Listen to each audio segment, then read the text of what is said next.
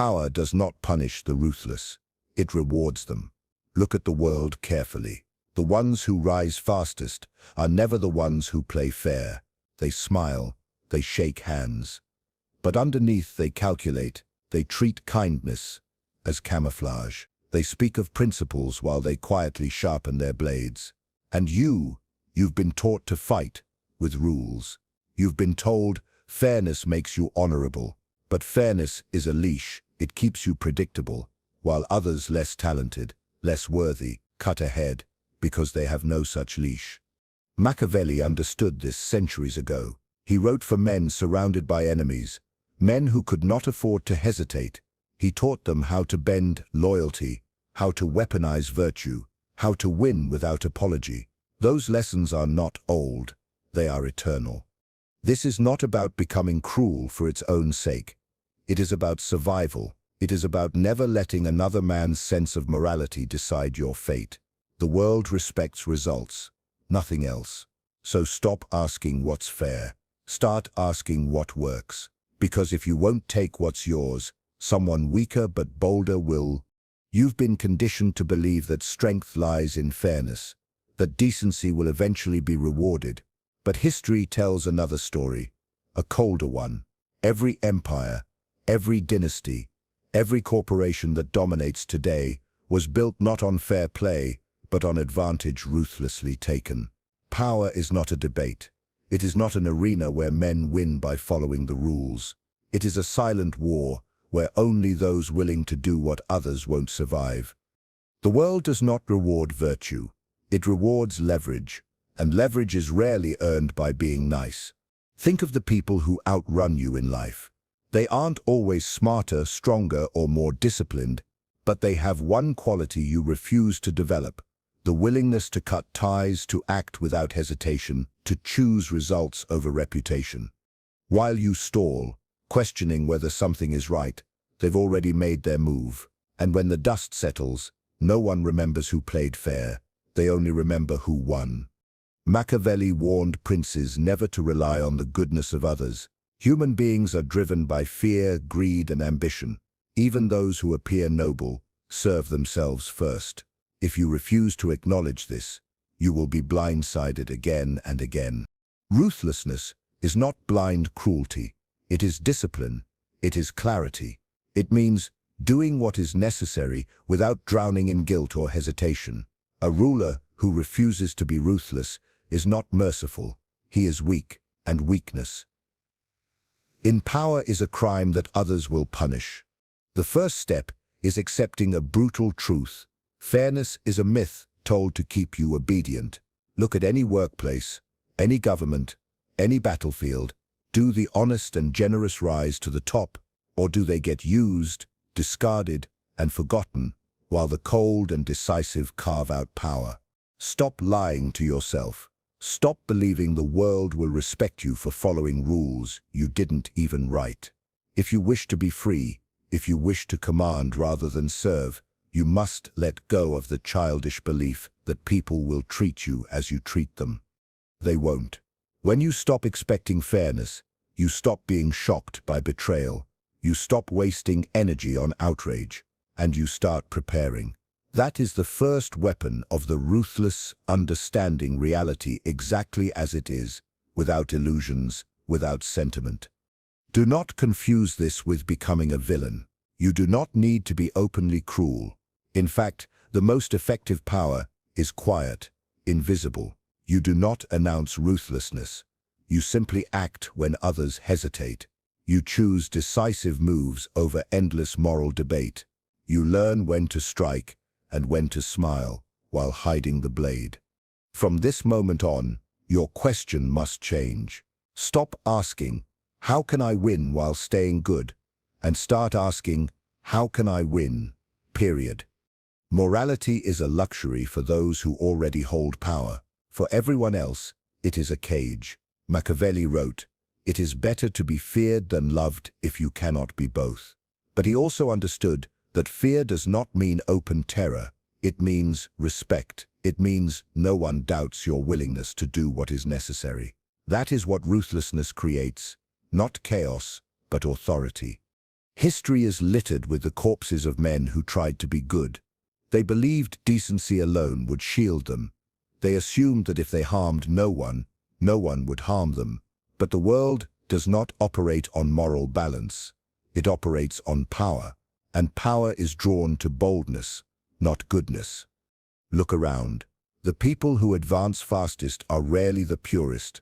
They are the ones who move without hesitation, who refuse to ask permission, who act as though they are inevitable. This is the great secret of power. People believe in what appears certain, even lies become truth. When spoken with authority, even weakness looks like strength when carried with enough confidence. This is why Machiavelli warned leaders never to rely on their reputation for kindness. A reputation for kindness invites predators. They know you will hesitate before you strike back. They know you fear appearing cruel. That hesitation is fatal. The ruthless do not win because they are smarter or stronger. They win because they do not pause. Where you weigh options, they seize opportunities. Where you worry about being liked, they focus only on being obeyed. Consider Shah Buia, the man Machiavelli admired most. Buia's power was not built on fairness. It was built on calculated terror. He eliminated rivals not openly, but with precision. He staged acts of justice so severe that no one dared to betray him twice. And yet to the people, he appeared as a savior. They didn't see the knife behind the smile. They only saw that he could deliver results. That is the paradox of ruthlessness. When executed correctly, it doesn't look like ruthlessness at all. It looks like strength. It looks like leadership. People crave order, and they will follow the man who provides it, no matter how many throats he had to cut to achieve it. But boldness alone is not enough. Unfocused aggression burns bright and then burns out. Machiavellian ruthlessness is deliberate. It chooses its targets carefully. It knows when to strike, and just as importantly, when to stop. You are not trying to destroy everyone. You are trying to ensure that no one can destroy you. Ask yourself, in your life right now, who benefits from your hesitation? Who moves forward while you remain still? Paralyzed by the question, what will people think? Those people are not burdened by such doubts. They understand the game. They are willing to use your conscience as a weapon against you. You can remain their victim, or you can step into the arena on their terms. This does not mean becoming cruel for its own sake. It means refusing to let outdated notions of fairness prevent you from taking what you deserve. Do not mistake this for arrogance. True ruthlessness is not loud. It does not broadcast its intentions. It moves like a shadow, quiet, precise, unseen, until it's too late. By the time people realize what has happened, you are already beyond their reach. The lesson is clear. Stop performing goodness in the hope of reward. The world does not give points for effort. It follows the man who makes decisions without flinching. Speak with certainty, act with speed, and never apologize for your ambition. When others sense you are willing to do what they will not, they will stop competing with you and start fearing you. Machiavelli understood that it is far safer to be feared than loved, not because fear is better in itself, but because it keeps your enemies honest. A man who fears you cannot betray you without trembling. A man who merely loves you will turn against you the moment love becomes inconvenient. This is how power consolidates, not through kindness, but through respect, and respect is born from boldness, not goodness. There is a dangerous illusion in trying to be endlessly fair, endlessly kind, endlessly forgiving. It makes you look noble, yes, but it also makes you predictable, weak, and safe to attack. In the game of power, hesitation is blood in the water, and the sharks will circle. Machiavelli warned that cruelty, when used well, is not a vice but a necessity. The key is not to be savage all the time.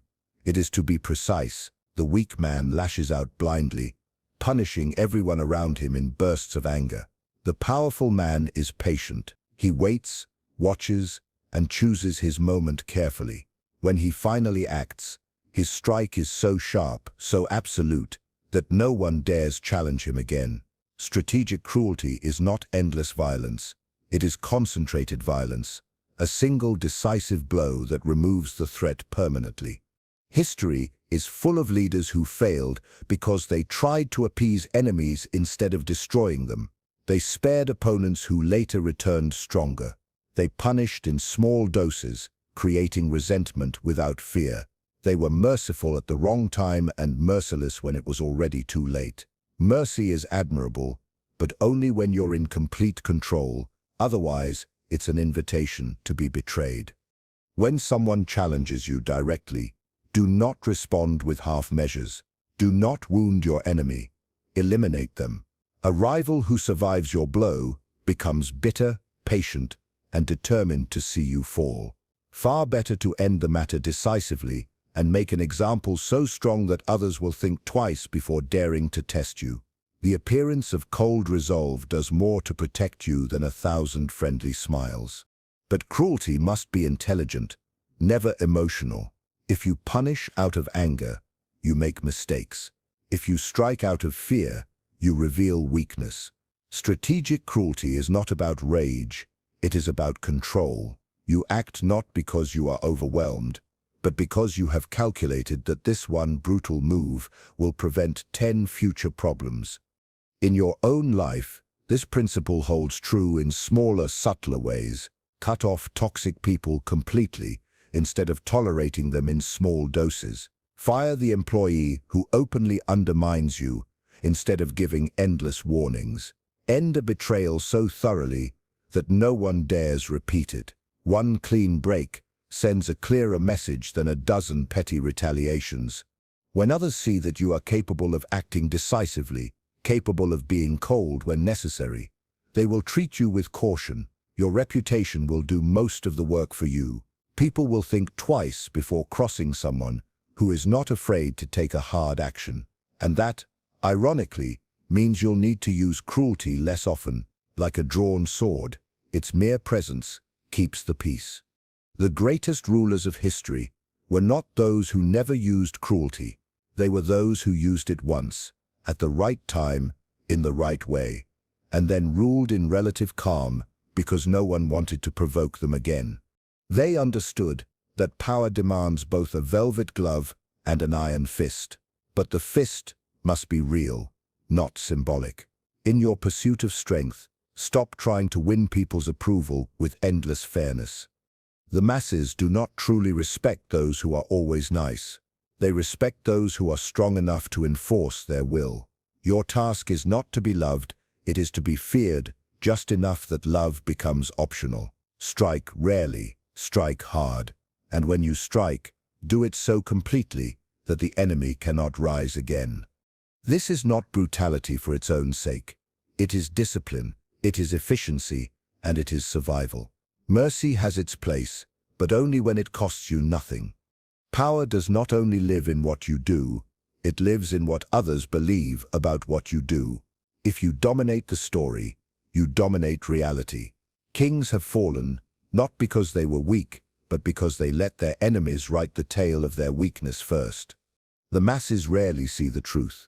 They see the version of truth that is told the loudest, told the earliest, and repeated without challenge. This is why true operators do not merely act. They narrate their actions before anyone else can. They make betrayal look like loyalty, conquest look like defense, and ambition look like duty. The timid believe actions speak for themselves. They don't. Actions are mute until words give them meaning. Crush a rival without framing it properly, and you'll look like a tyrant. Frame it as necessary justice, and the crowd will cheer while your enemy bleeds out. Consider how rulers throughout history staged their own virtues. They paraded generosity while quietly seizing wealth. They preached peace while sharpening their swords by shaping the narrative. They made their power seem natural, even righteous. When power feels inevitable, resistance dies before it begins. A Machiavellian understands that narrative is armor. It shields you while you make moves. Others would call immoral. Lies are crude weapons. Narratives are elegant. They bend perception so thoroughly that even the truth looks false. Instead of denying your schemes, drown them in a greater story. People will believe what flatters their hopes and fears. Hand them a script, and they will read it out loud on your behalf. This control is not achieved by shouting louder than everyone else. It is achieved by planting the story early, whispering it into the right ears, and letting it spread as if it were born from the crowd itself. The most dangerous narrative is the one that seems to have no author.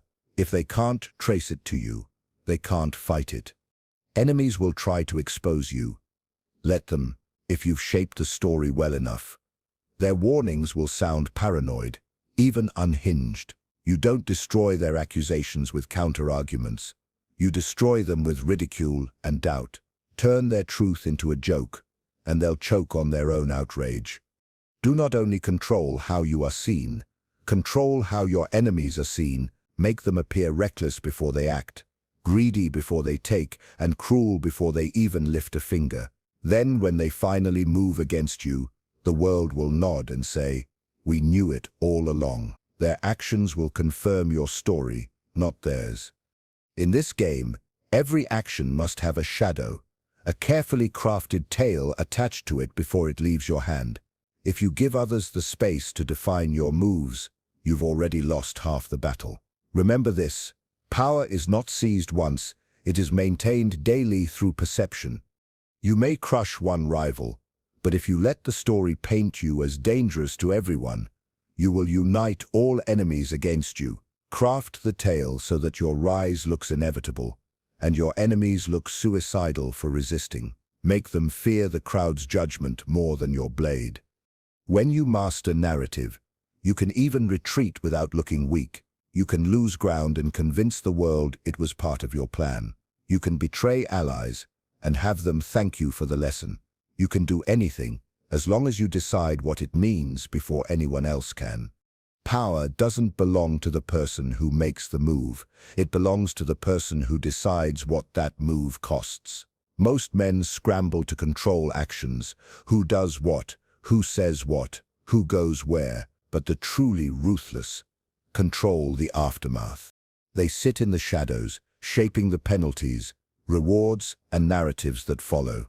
When you master consequences, you no longer need to bark orders or demand loyalty. People will fear to cross you because they've learned the cost is unbearable. Consider how rulers throughout history governed, not by preventing rebellion, but by making rebellion unthinkable. Machiavelli wrote that fear is more reliable than love, because fear depends on punishment, and punishment depends on you. If you can decide whether an enemy's attack ruins him or elevates him, you've already won. If you can decide whether a friend's betrayal leads to forgiveness or public destruction, you hold absolute authority. The weak play on the surface. They fight battles blow for blow, desperate to control events as they happen. The powerful don't care about the blow itself. They're already deciding what happens after the dust settles. They're not worried about the knife. They're planning whether the stabber ends up hailed as a hero or hanged as a criminal. To dominate the game, build a system where everything returns to you. If someone helps you, they must see rewards flow only through you. If someone hurts you, they must see consequences so severe no one ever tries again. Never outsource your punishments to chance or chaos. Never let someone else write the ending of your conflicts. Whether it's a ruined reputation, a lost fortune, or silent exile, make sure the final act always has your signature. Look at how empires behaved. Rome didn't just crush enemies on the battlefield, it salted their fields, erased their names, rewrote history so they barely existed. The punishment was not a moment of pain, but a permanent lesson carved into stone. That's how you must think, not in terms of wins or losses, but in terms of shaping the memory of what happens when someone opposes you. To do this, you must keep emotional distance. Never react impulsively. A fool strikes back in anger, making the cost of crossing him unpredictable and therefore ignorable. A Machiavellian calculates. He waits, he punishes in a way that not only destroys his enemy, but instructs everyone else watching. A single well-chosen consequence can prevent 10 future betrayals. This power requires preparation. Build leverage quietly. Secrets, debts, obligations. Design your relationships so others depend on your favor, not on abstract principles of loyalty. Then, when someone dares to step out of line, you don't need to scream or threaten, you simply decide their fate with cold precision. Perhaps you let them twist in uncertainty for months. Perhaps you take everything from them in a single stroke. The point is not cruelty for its own sake. The point is order. You decide what behavior survives and what behavior dies.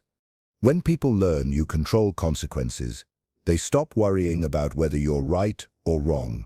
They simply stay out of your way. Power ceases to be a debate and becomes a fact of nature. Just as no one argues with gravity, no one argues with a man who makes the cost of defiance too high to bear. In every move you make, ask yourself, if this person resists me, can I decide what happens to them?